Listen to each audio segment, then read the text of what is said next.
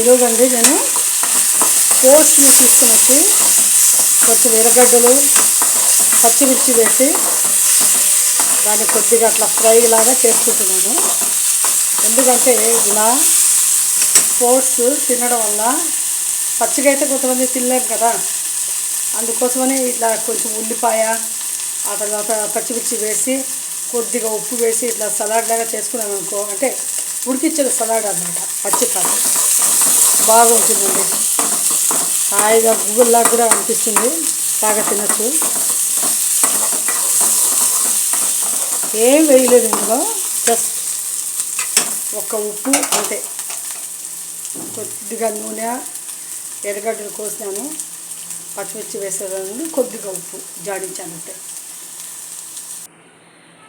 Salad ready అయిపోయిందండి, ఉడికిచ్చిన salad ఇది, బాగుంది.